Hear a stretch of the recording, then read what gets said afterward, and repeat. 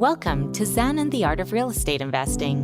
What if you could learn from experienced real estate investors, find out what got them to where they are now, get insight into their daily habits, and take these insights to inspire your own growth? Each week, Jonathan Green shares an in-depth look at the mindful approach to real estate investing. Jonathan is a lifelong real estate investor, advisor, and coach, as well as the founder and team leader of Streamlined Properties. Whether you're looking to start from scratch, get to the next level, or just for a straightforward and honest approach to real estate investing, Jonathan seeks to provide a free mentorship program you can take with you anywhere. Now, here's Jonathan. One of the many reasons that I love hosting this podcast is that I get to talk to real estate investors about their journey.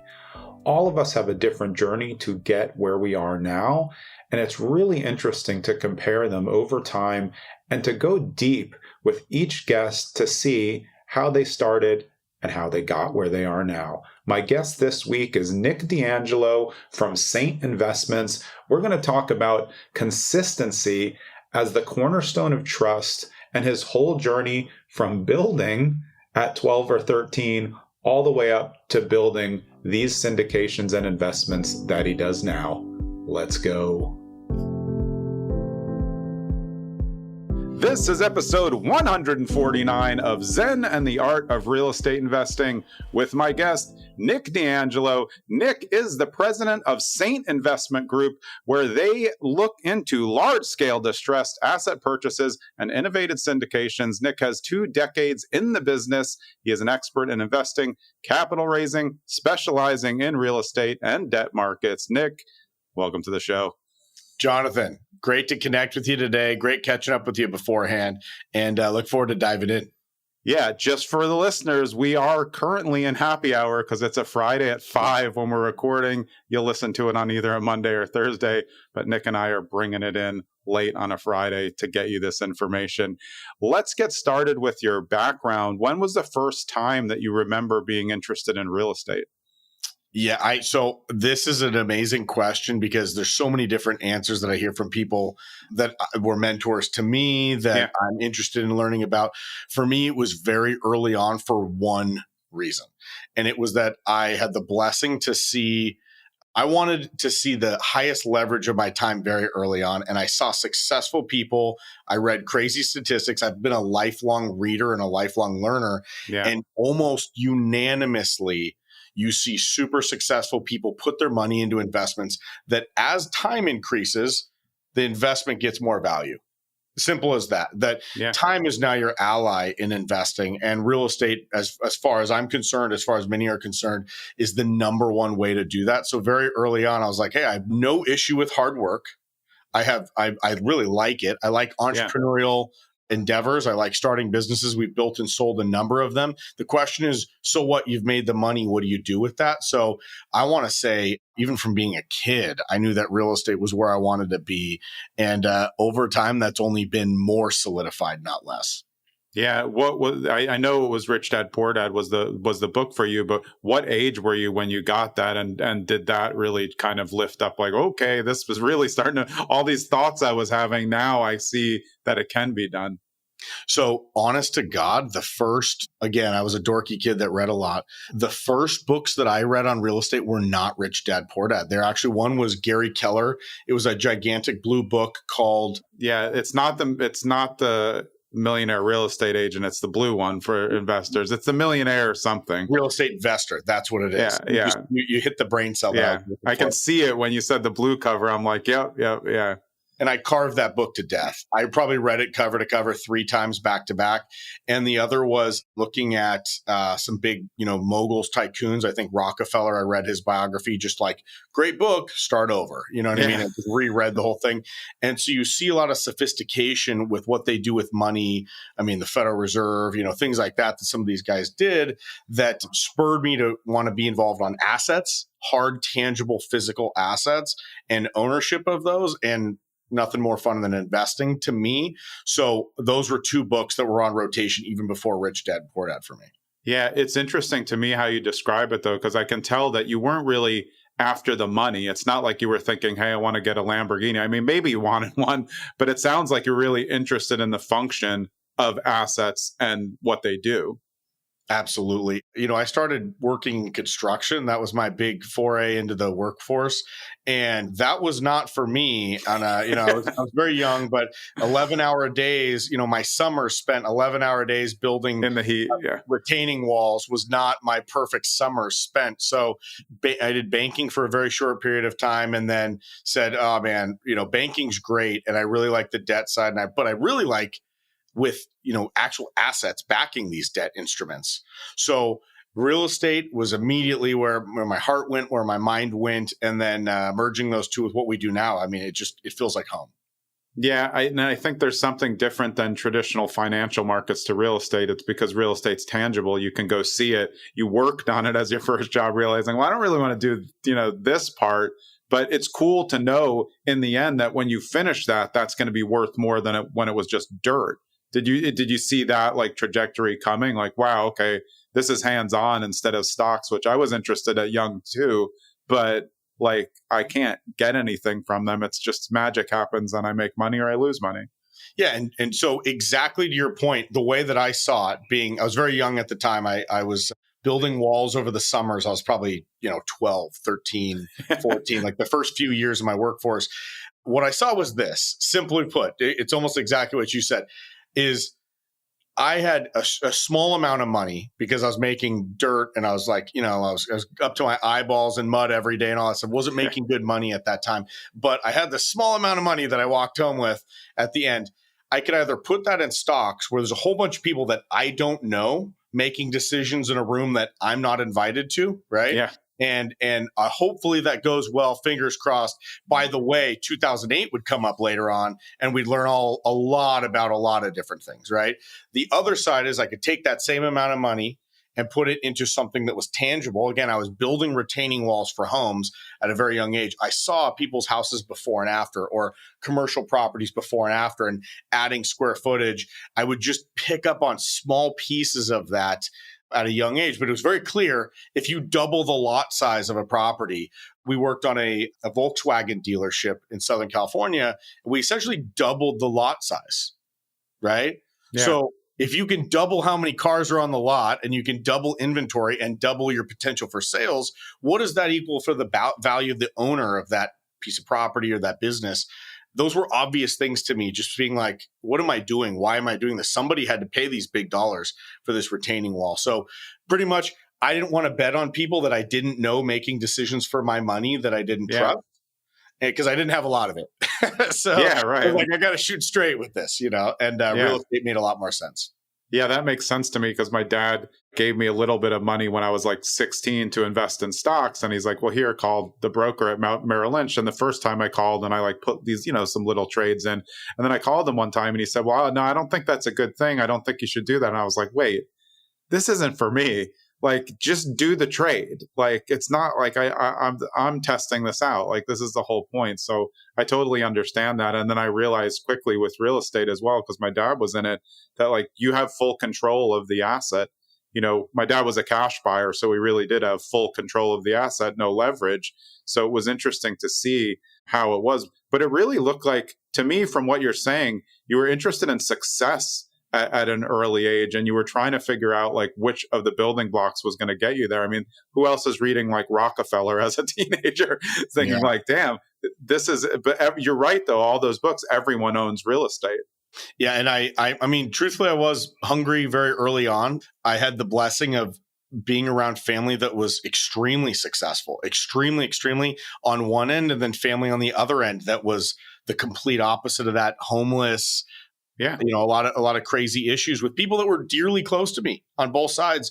So seeing this huge difference, and then also seeing huge differences of things like education, where people with much less education were wildly successful. And even some people that had a ton of education were not. I realized like I just drew lines of like what the actual things were that were taking people to the next level.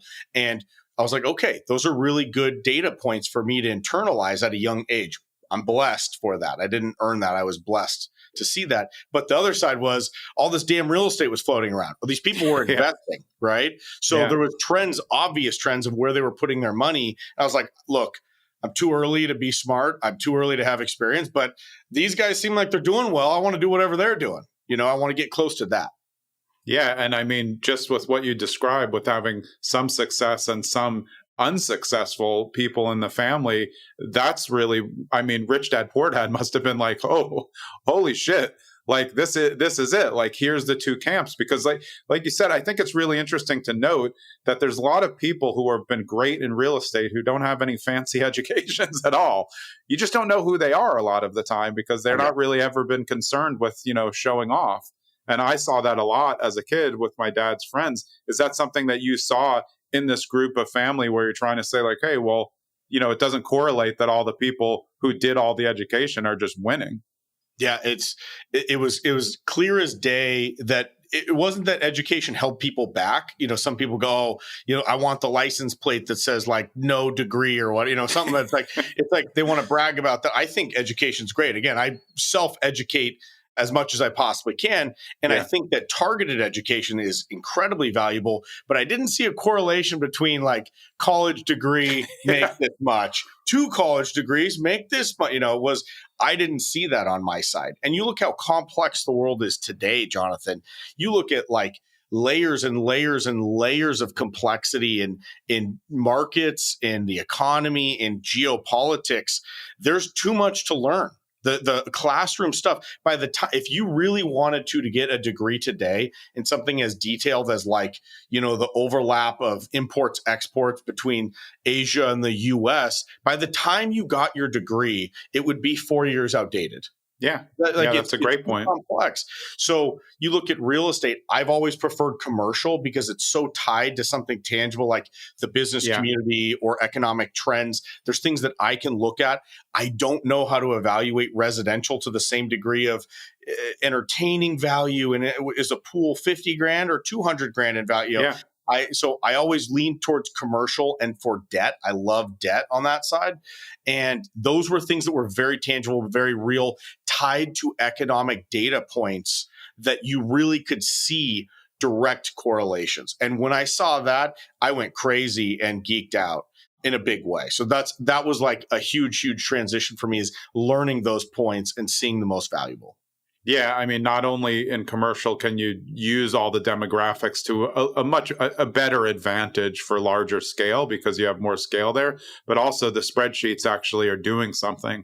There's a ton of new investors now piddling around on spreadsheets for multifamilies that are like 2 units, and it's like that's not how it works. Like, you don't even know what the basement is like. Commercial, it's like, okay, you have 40 renters, they're long term, these are the build outs, and the numbers are real. Was that something that, as just based on the way that you're talking, you like books, you're geeking out on the numbers, you like demographics, like that must have really all clicked together for you? Oh, yeah. And, the fun thing about real estate is that multiple personalities in real estate are very successful. It doesn't take one personality type to be successful at a high level in real estate. Yeah. You have guys that are highly motivated for like deals. They're the deal junkies. They want to negotiate everything. Every point of the deal's up for discussion. They are the acquisition killers, right? But those same individuals would never be able to chop it up at a high level of asset management. They would never be the people that could set a trend for 5 years and deliver on that. Or you take the most outgoing people in the world, which are often tied to raising capital, right? These people that are amazing at relationship building, amazing interpersonal communication, amazing at managing dollars and cents with their team as far as budgeting and timelines, maybe more marketing heavy personalities. And then you take the ops focused individuals that the trains always run on time. They are on every penny. Nothing sneaks by them. They are sharp. And then you see them most often on asset management. Those are 3 completely different people that can be equally as successful in real estate. So that's one thing I saw these people. I was like, oh, I have to be like this. And then, as I worked my way up the ladder and worked with more and more successful people, these light bulb after light bulb of like, actually, you can create value with what your skill set and your strengths are. You don't have to, fit in a specific mold to do that. You got to work your tail off, right? Got to be intelligent. You got to be a growth-minded person that's always trying to be, ahead of the curve. But you can can niche into what your value is. And I think that's really cool, really valuable and unique to real estate, candidly. Yeah, and I'm sure something you've learned now by building bigger companies along the way is you can match those personalities with your own to say like, well, this isn't my bag, but Bob is really up on this. So maybe now we can start to work together. And then when you put those pieces together, you can work in your highest and best use and allow somebody else to work in your highest and best use. Where, it's like some people just aren't going to be good at certain things. Those people who are the best, who can get up and market to everybody and explain, pitch the deal. If you give them a 30-page pitch deck, it's going to be on the floor of their car in 5 minutes and never going to look at it. Did you read that PDF? They're like, I don't even look at my email. It's just not a thing. But that's very, I think, important to note, because new investors kind of, maybe they're trying to model somebody. Like you said, you thought you had to model somebody in the beginning, but then you realize, no, I have to use my unique skill set and then find people to fit the pieces around there. Has that helped 100%. In your business growth too? Yeah. And I started on the opposite end of that. I fought my natural abilities quite a bit because it was what my team, like my mentors, the people that I worked for early on, they needed what they needed. And I wanted to be so close to these people and learn from them. I was willing to take on any job. There was nothing too big, too small.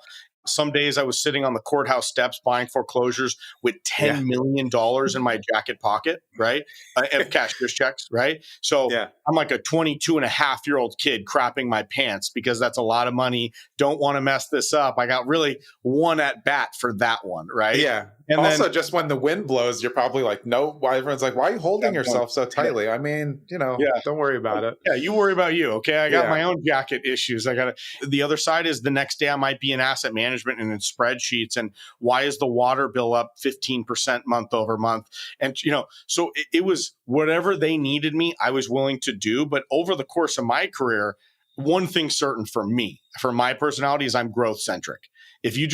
I can step in, I can identify growth factors, and I can push those to death, right? What's holding us back? What are our bottlenecks? Why are we not growing 20% a year? Why are we, and since then, we've been able to build and sell multiple companies along the way also. Most of them overlapped with real estate to a big degree, and all that money just goes back into real estate. So I want to be on the growth side, which means I'm going to naturally have blind spots in ultra heavy, ultra dense operational side. Yeah. So my right hand, my office soulmate is a Marine. He's on his stuff, like he's a killer. And me and him are opposite personality types. And our meetings are just like, you're on this, I'm on this. You're on this, I'm on this. And so I think it takes that. I really do. Because if I get more specialized on the growth side for our business, for what we're doing, I got to know that he's ultra specialized on the ops side, and that asset management, he's best in class on what he's doing. So that, Jonathan, was the biggest transition that really started just huge, ridiculously upward trends, was people niching down into what they wake up with, that personality type. That's who they are to their core. Yeah, but also super helpful for newer investors or people who are older and just getting into investment to know, like, you got to try out a few things and also kind of be a team player and be that utility person, from baseball analogy, and just plug the holes for a little while. You'll learn a lot. And then eventually you will figure out which one is your superpower, and then you can activate that. But I think you don't have to do it in the beginning, even though we're saying like use your unique skill set. You might not even know what it is yet. You're 22, you really don't know much. You're going to know as much as you can. But once you start working with the numbers and seeing what you like on site, that's why I always say to people, like, are you sure you're up for being a landlord? Do you understand what this is? Like, oh, no, landlord, passive income. One thing that you weren't interested in that end, because is that part of what you're also interested in commercial versus residential? Commercial tenants are much different than residential tenants. For anyone who doesn't know, you're working with businesses and you're not working with people and their homes, which is a big difference in terms of management. It's night and day. So on our side, just to full transparency, I think the residential market in the U.S. from a market economic standpoint is the most rock solid economic piece of the U.S. economy. Period. Wow, it is so solid, and I think we have probably, a little less than 2 decades of strength ahead of us, especially the baby boomers. So much money, of the wealthiest and largest generation we've ever had. That said, to your point, it's a whole different class of tenancy and needs and servicing of those clients. We have for our income fund, which is 100% passive. That's what we leaned all the way into. We have whatever, 500 mortgages in that fund now. The purpose of that fund is a stabilized long-term passive investment, right?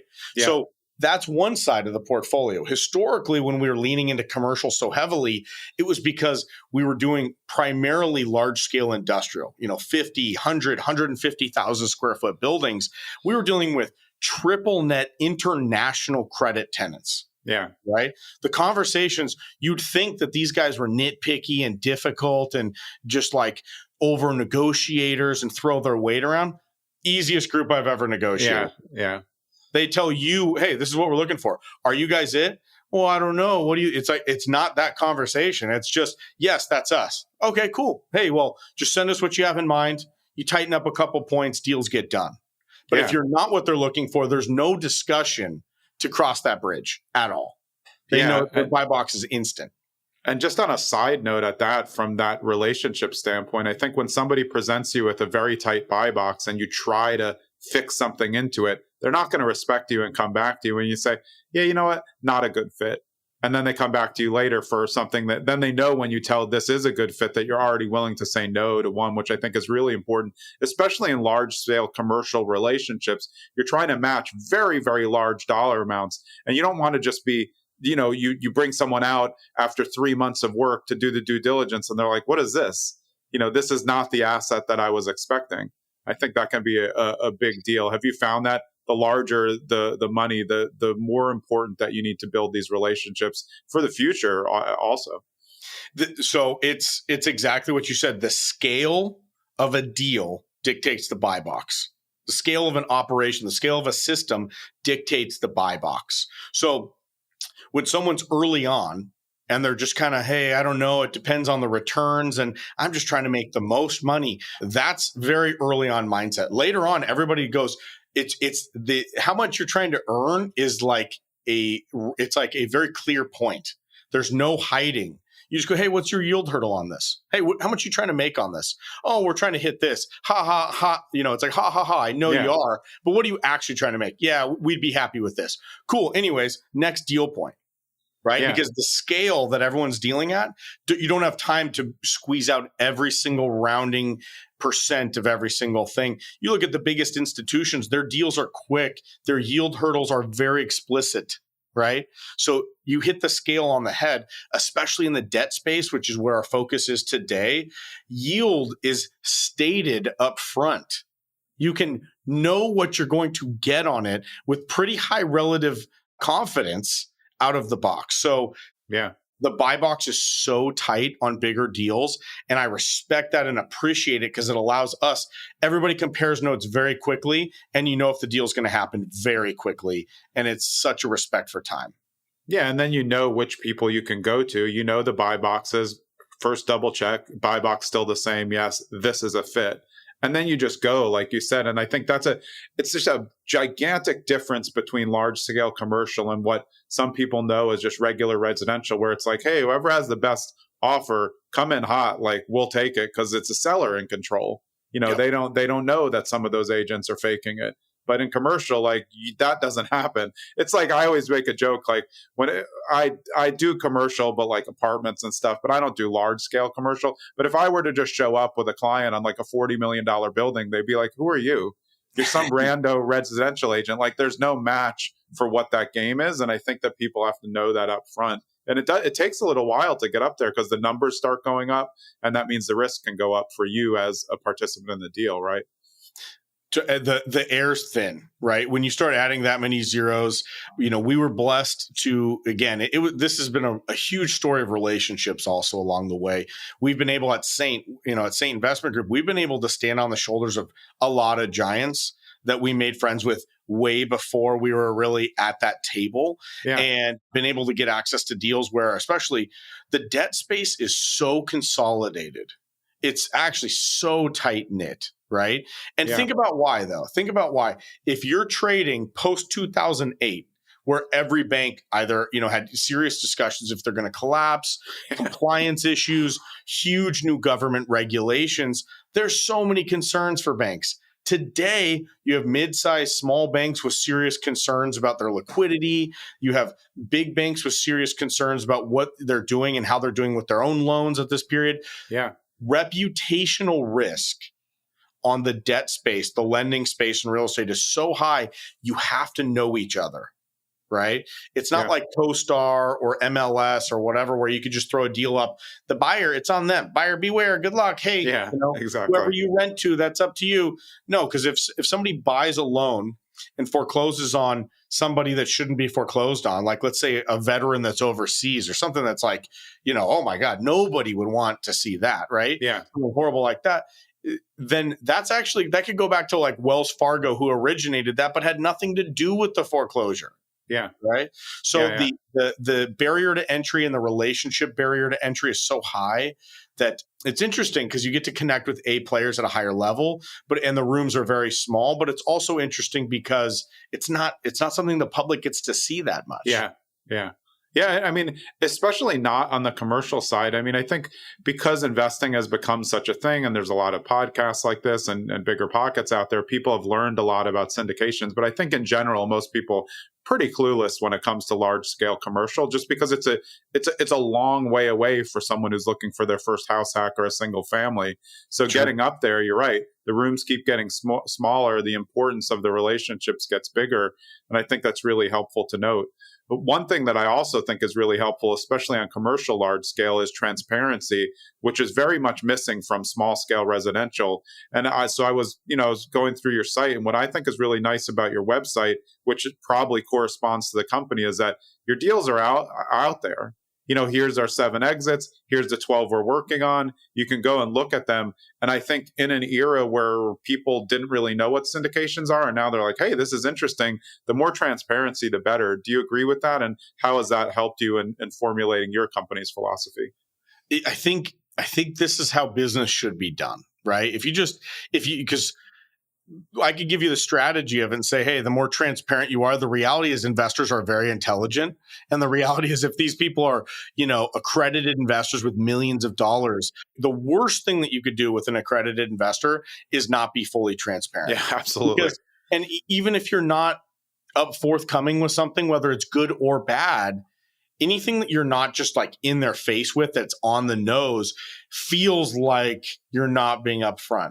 Right. So just that is enough. So we shove all our numbers at everybody. We shove everything we can and we let them make the decision on it. We're raising more money than we've ever raised. The velocity of new investors is crazy. So it's working. We're very happy, but that's it. I mean, Jonathan, we're at a place right now where we are seeing trends in things like inflation and geopolitics and, geoeconomics that we haven't seen in 40 plus years or ever. Yeah. Since 2020, we have seen 80% of every US dollar printed in the last 4 or something years, right? So investors, the sophistication of investors today is knowing that you can't sit on money. And it's knowing that, hey, is the stock market the perfect place to be placing money? Maybe I need to look around and find some different opportunities. To me, real estate is the big answer to that question. It's the obvious answer to that question, but smart, sophisticated investors, which, again, the baby boomer generation holds the most wealth in the US and they're in the retirement phase. They're looking around a lot, we found lately. So our job is to be as transparent as possible, put it in a way that our demographic, which is typically much wealthier, typically a little bit older, looking for passive income, that they can understand simply by just glancing at a page. And if they want more info, we'll throw everything at them, right? Right. But that's transparency is everything. Yeah, that's the important thing. If they want more info, they'll get it. They're not going into a click funnel where it's like, well, you can find out what syndications, that we've exited if you click this button and sign up for our mailing list. It's like, just punch me in the face. I mean, I'm on every mailing list that I didn't even sign up for. I don't want to do that. So at least at first glance, you can get an overview and no one's putting those things up if they're fake, or else someone's going to find out pretty quickly. Hey, it's Jonathan. On this brief interlude, I want to give you an update because our new website has launched. zenandtheartofrealestateInvesting.com is live, and you can go there and check it out. I really want you to go check it out because we're going to still be upgrading more, but it's going pretty well so far. This is a very guest-focused podcast website. Each guest has their own profile with their own links to our 10-minute clips on YouTube, and also links to the episode. You can search for guests using the alphabet, or you can search in the search bar. Soon we're going to have tags up as well so that you can search in certain categories: short-term rentals, mid-term rentals, syndicators, multifamily, and then you'll be able to link to the episodes on that. I have really put a lot of time into working with my team to get this website to be extremely visitor-friendly and very guest-friendly. I hope you enjoy it. At zenandtheartofrealestateInvesting.com, let's get back to the show. So looking through, though, your asset classes are pretty diverse. There's a lot of industrial, but it's all commercial office buildings. And then I saw a couple that were more like commercial Main Street-y type things. So what are you targeting, and who's bringing you the deals? Because usually at this level, it's relationships that bring the deals. So historically, what you're referring to on our website, it's kind of our resume, if you will. Right. We've averaged over 7 exits. The last 7 exits, we've averaged 35.5% IRR.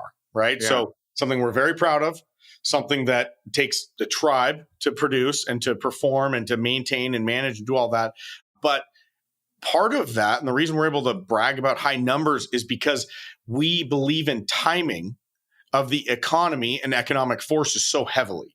So we go the two ways that we determine what deal to move forward and towards and what markets to move towards are what the market indicators are telling us, number one, and what our investors' needs are, number two.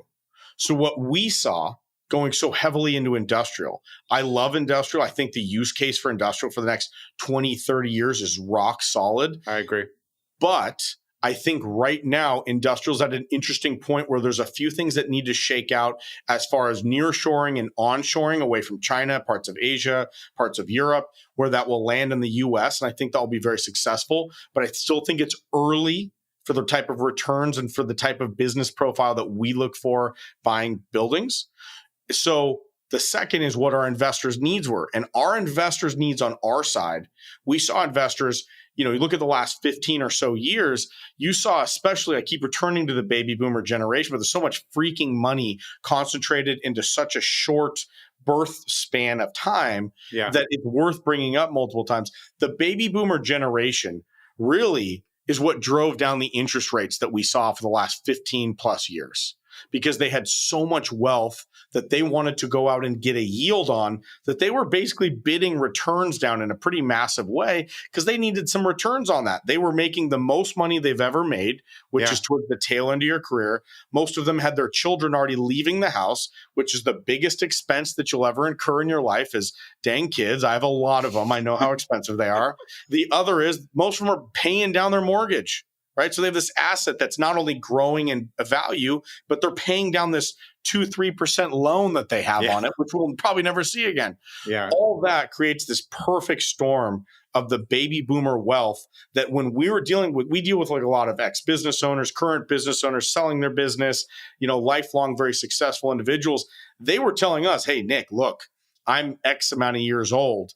I don't want to wait 5 to 7 years for an investment to pay off or appreciate. What do you have, Nick, that pays a high rate of return, but pays me monthly, that's stabilized, fixed rates of return, completely passive, that I don't have to worry about the lease rates of this market or the business climate of this, that, the other. So our answer to our investors' needs was to move more heavily into the mortgage industry, the residential mortgage industry. Yeah, so that makes a lot of sense. Because it goes with what you said about industrial. I really like it. I don't see it as a 3-year out. I don't think your best money is going to be made in a 3-year return. So that really does make sense where you can put that into strong fixed income. But that's really smart. I mean, I think one, I've talked to a lot of syndicators. I've had some great ones on the show.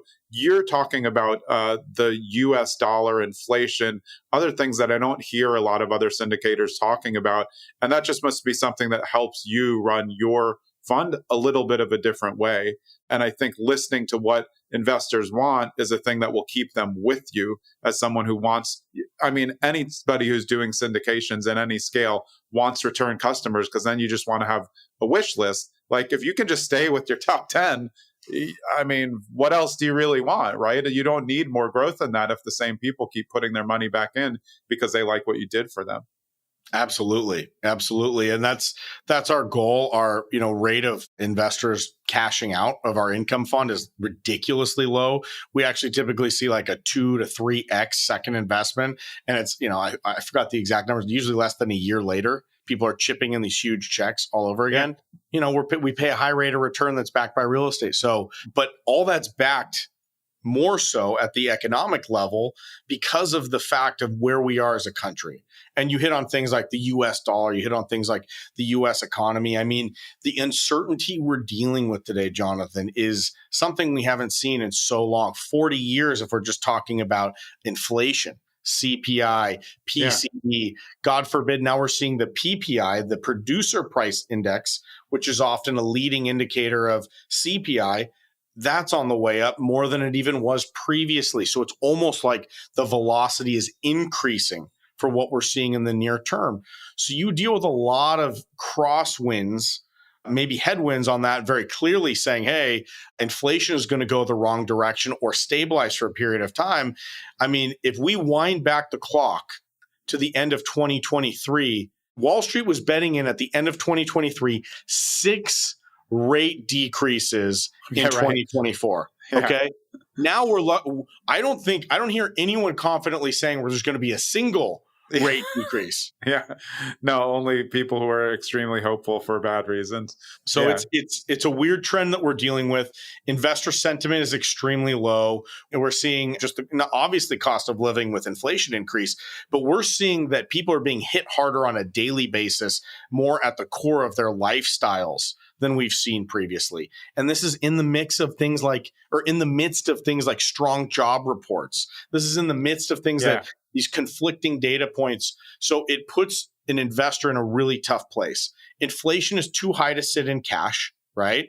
We see the stock market, there's volatility there. The net numbers are very high, but there's this huge question of sustainability on that and where that's going to go over a period of time and, what the US economy and the US dollar will do on that side. And then the third is they don't want to get over their skis on investments where they don't understand what the volatility side is. So what's in the middle? And I think you're in the perfect place. I think we're in the perfect place. And it really comes down to the investors' timelines is what we're seeing most often. So if they're looking for something that's a lot more flexible and a lot more fixed or a lot more consistent, then we always tell them, hey, fixed income is a good option. If they're saying, hey, I got a 5 to 7 year time horizon, I want to squeeze out every penny of returns possible. I might even want to get in the 20s for returns. We go, hey, there's syndications with people that we really trust and could recommend that you should talk to and have a discussion with. We're not the right fit because we're in the fixed income world. But that's a perfect assessment, though, of risk tolerance for people. And I think as anybody who is in a conversation with someone who's thinking about giving you money, you have to assess the risk tolerance. What are you really looking for, like you said, and what do you really want?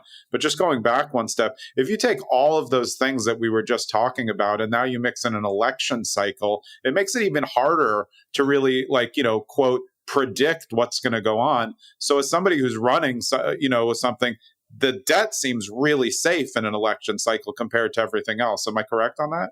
That's 100%. That's 100% correct. And the complications with this election cycle are it's so divisive, right? Yeah, right, right. I'm like this independent caught in the middle. I vote on both sides of the aisle. I think there's great people on both sides of the aisle. I think there's a lot of idiots also on both sides of the aisle, right? That's politics. I mean, it's but that's the news also. So when people say like, oh, I'm apolitical as well. I don't want to talk about it because I don't want to have these, conversations. But hey, welcome to the news. The news isn't real either. We don't really know what's going on. And you're trying to know as much as you can personally by watching all the data and then, again, assessing what people want. But yeah, I think that's important to know that, like, because I feel like debt isn't going to be affected as much by the cycle as everything else. These traditional syndications, which are already a ton of commercial debt out there that is in trouble, for syndicators, not on the debt side, Absolutely. So that must be a really interesting thing to look at going into a cycle and then saying, hey, I wonder what is going to happen, because it can go a variety of different ways. And the number one thing that I found valuable dealing with investors on the phone, because a lot of them are holding their breath, just like you said. Hey, I don't know. It's an election year. I don't know what I want to do till after the election. And I go, okay, well, who do you want to win? Oh, I want this guy to win. Okay, what if the other guy wins? Right. Like, are you going to move to Canada? I respect it. Like, there's some great things about Canada. Are you going to move to Europe? Hey, I mean, there's some great, but so what? So if the other guy wins? Right? What are you going to do? You're just going to not invest? Is your solution to stay in inflated dollars in your bank and take your losses on the chin knowingly? Or are you going to get into something that is maybe more stable, more conservative, with more stability, whether that's, a fixed investment or an appreciable investment? Like, so what if the other guy wins, right? Yeah. And most investors, again, we have the blessing to deal with sophisticated people primarily. A lot of them are saying, yeah, you know what? I probably should invest either way. And I'm like, hey, you said it. Okay. I agree, but you had to come to this conclusion. And I'm doing the same thing. I'm investing, because at the end of the day, whether Trump wins, whether Biden wins, whether they're both in jail in the next 6 months, I don't know. Okay. But what I can tell you is, if you look at the world landscape, the global landscape, the U.S. is so unbelievably in a better place than the rest of the world. Yeah. Where else are you going to put your money right now, Jonathan? I mean, I could tell you that, like, you're going to put it in China. You're going to put it in China right now? No, right? You're going to put it into Russian oil right now? No, you're not putting it into Russia. Europe, huge question marks. Japan, I mean, it's up there, still huge question marks. Where else in the world are you going to put your money if not the U.S. financial institution today?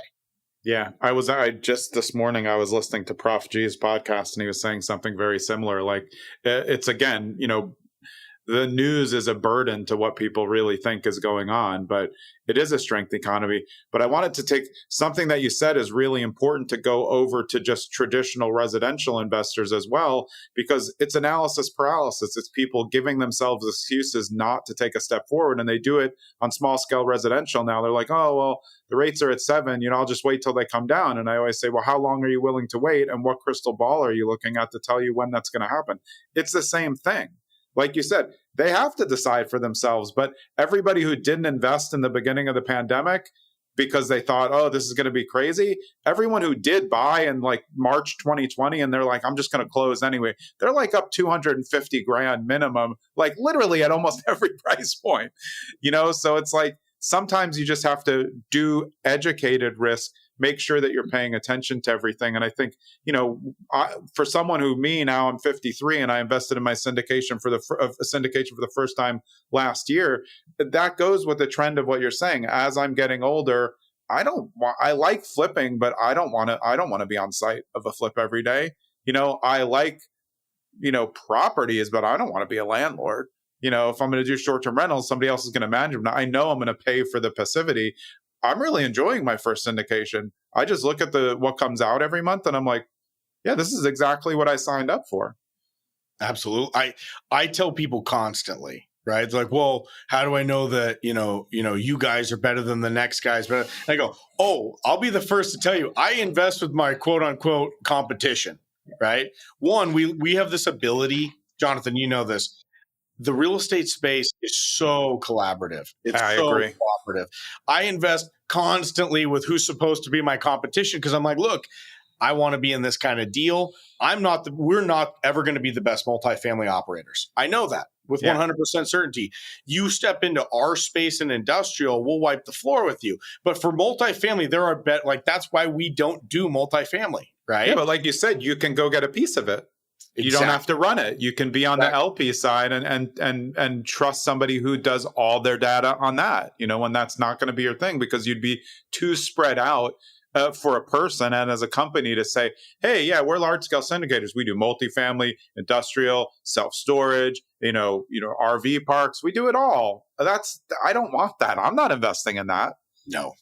We do two things. We literally, and our team has had meetings on this for years, and we've trimmed and trimmed and trimmed to two things. If we're doing fixed income, it's debt. I love real estate debt. There's a million reasons I could go into this. I'm in love with real estate debt. My second most favorite asset class is industrial real estate. Large scale, 50 to 100,000 square feet. It's, perfect for us for many reasons. Outside of that, there are many asset classes, to your point, that I invest in that have amazing supporting economics. Yeah. We're just not the asset managers for that. So I invest constantly on that. And I think residential, there's a huge play there. It's just asset management intensive. So if somebody's okay with a little elbow grease, like I just bought a house in the last year, right? So many people, do you believe in the market?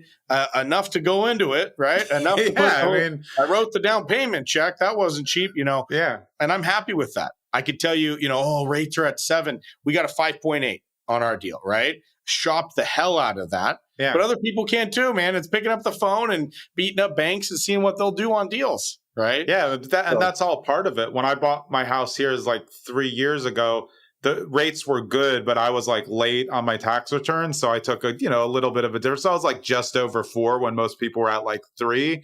And now I'm just laughing my ass off. Genius. You're a genius in hindsight, right? But like you said, I think whenever investors tell me they're on the sidelines, something that we spoke about, I said, why? You don't have to buy all the time, but you should always be looking. If you're a real estate investor or interested in investing in real estate, you have to keep looking. You can't just take a year off, because I personally, I don't know about you. So I learned a huge lesson in 2008, because in 2008, I didn't get killed on too much. I had 2 personal residents and I was moving. So I did get a dump on those, but still I got the money back for my down payment and it was fine, But I remember at that time I got so nervous about money that both my sister and I just kept our money in the bank, literally for years, because we're just like in this terror state, like, what was this? How did this happen? And now I know, don't do that. But then I still look at myself, and I was selling a bunch of properties during the pandemic, and now I'm still stockpiling again. And I'm like, why am I doing this? You get in these cycles of well, I'm busy, I don't know what to do. And I really think that syndications and understanding who to trust in them is something that can help a lot of people out. But as someone who runs this, you want your LPs to be asking you more questions and doing more due diligence, because then they're going to trust you. Then it's passive from you to the investor. You're just going to send the deliverables, and that's it. If someone doesn't ask you questions and you take their money, they're probably going to be a pain in the ass if you don't know them. Yeah, we have never subscribed more to an ideal than that. Is we give all of our, we spend huge amounts of time tracking data points. We have economic spreadsheets that are ridiculous, the amount of time that our team spends on this. We give all this away for free to our investors. And as much as I'd like to say we're just it's all for the public good, which it is. We want people to be educated, but secretly and very openly, because I say it on podcasts like yours with a big listenership, right? The more educated our investors, the more likely they are to invest, right? Yeah. And if we're, God willing, the people that can provide that information, then we get the advantage of being attached to all this good data points. We give away viewership of an economic data sheet that's like 20 economic data points, CPI, PPI, PCE, the most quarterly reports for commercial real estate in every asset. We give all that away for free. People can just go look at it because we're already doing the work, right? And so if we're already doing the work, we'll organize it, make it look cute. And the more education our investors have, the more likely they are to invest. Because at the end of the day, when people work their way up the ladder, and you said this early on in our discussion, people, the later they are, the later stage in their investing career, the more sophisticated they are, they diversify their efforts and their money beyond what their own skill set is. Yeah. So they want to invest with other people that they trust because they get to tap into multiple markets, right? Yeah. And I mean, just taking your own journey, you can be a participant in multifamily without having to run it yourself. But what you said also goes back to what we were saying about transparency. It's like, I think what people forget is that transparency can get you so much. It builds you a much deeper relationship, and then it builds you very, very good referrals, not bullshit referrals. Because when your best person who knows everything about you sends you somebody who's just like them, you know what you're getting, as opposed to somebody clicking on something off of Instagram, which is going to be less likely to work. It's just, and that, but you learn that along the way in business, right? In the beginning, you were probably like, hey, this person on Facebook wants to invest. Seems pretty good. Let's talk about it, right? Absolutely. Yeah. We do some ads from time to time. Like, we have a pretty advanced funnel as far as getting to the people that we want to meet. And we have the most stupidly basic ads, right? Not that the people that are looking at them are stupid. No, we simplify it so that it's just like, our 12 to 14% returns, click here, backed by real estate, click here, right?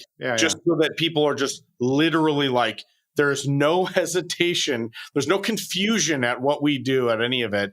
But, sophisticated investors, I don't click on a lot of ads. You got to hit me with something that's a niche bullseye. You hit the exact button, I'll click on that. Right. Yeah, I look at as many ads because I really have to see how bullshit it is, just as equal to the amount of like, that actually looks pretty good. Instagram's algorithm's pretty good on the ads. It's a little bit, surveillance state, but I still find like I get a lot.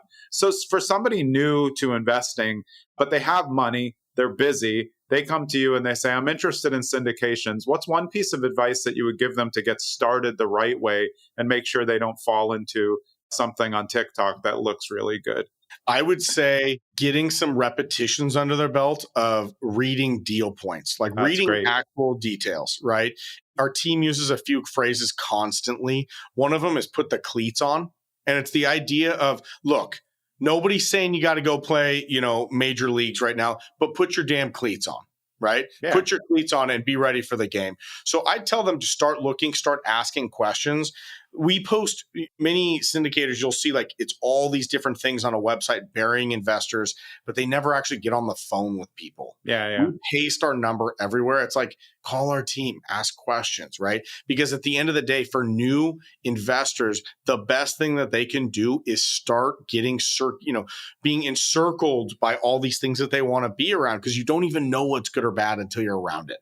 Right? Yeah, I agree. You use the word reps, and I always use that because I think of Malcolm Gladwell's tipping point, 10,000 hours, and those are all reps. And it's like, how are you going to know what to invest in if you're just looking at social media? Like, that's not going to help you.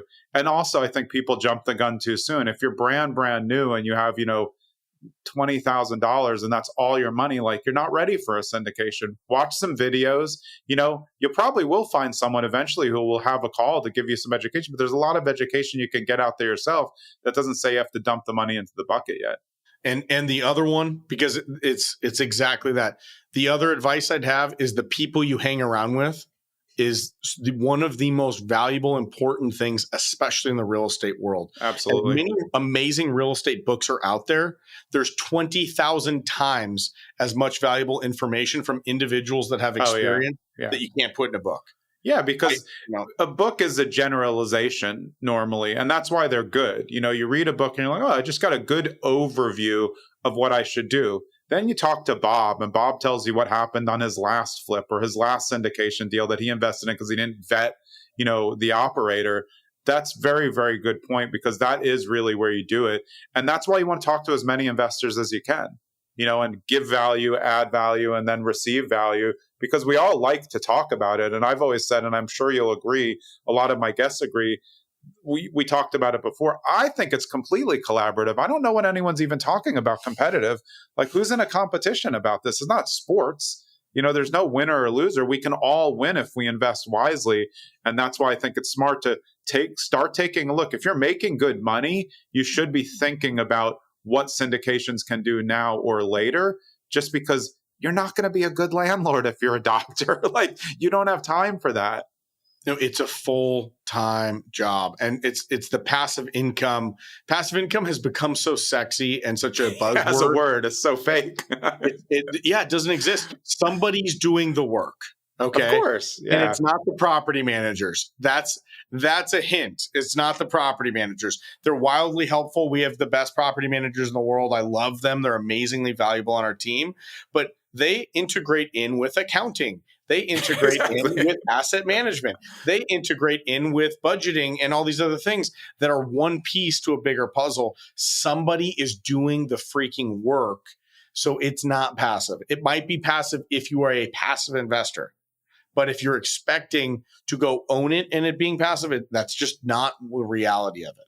Yeah. We have a whole team to do the work. Completely agree. Right? Awesome, man. Where is the best place for people to get in touch with you? Is it at saintinvestment.com? And that's SAINT, not just ST. So do it the right way. Saintinvestment.com. Is that the best place? The absolute most value that I can offer listeners is saintinvestment.com/resources. We literally we do huge webinars on things. We have economic spreadsheets we give away for free. We have all kinds of data and coaching and courses all for free because of the fact that we want the most educated investor base. And then also we really like entrepreneurs and trying to give them tools that we can. So It's all for free. saintinvestment.com/resources, and anything that anyone needs is going to be on there also to get in touch with us. Yeah, I love what you said before, because you said, look, we already did the work anyway, so why don't we just let other people look at it? Most people are going to, download one thing, never look at it. So for the people who do, it's a huge benefit. Probably will end up building a relationship there. Awesome, Nic. Yeah, I really appreciate the time. We did it. Friday happy hour, even though this is going to come out on a Monday or Thursday. I'm glad we got it done. It was great to spend the time with you, man.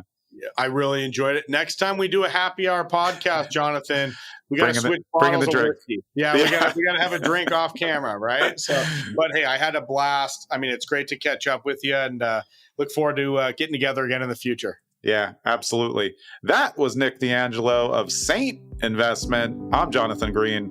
We'll see you next episode. Wait. You have reached the end of the show. This is the part where you're going to get ready to check out, but I've actually changed this part. For over 120 episodes, you heard the same thing. Well, now I've changed it. I've thought about doing intros to the next episode, but I'm going to hold off on that for now. These are my pitches at the end. I've got nothing to sell you at all, but I do want to remind you that it really would help us if you support the podcast in the right way. All that means is subscribing to the podcast so you get it on Monday and Thursday, writing us a 5-star review if you believe that we deserve a 5-star review, sharing it with your friends, and being a participant in the Zen and the Art of Real Estate Investing community. Soon there's going to be a new website launched. Maybe when you're listening to this, it's already going to be out there.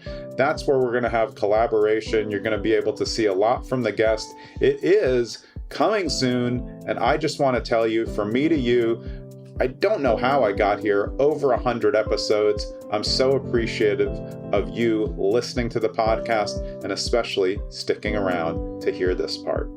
We'll see you next episode.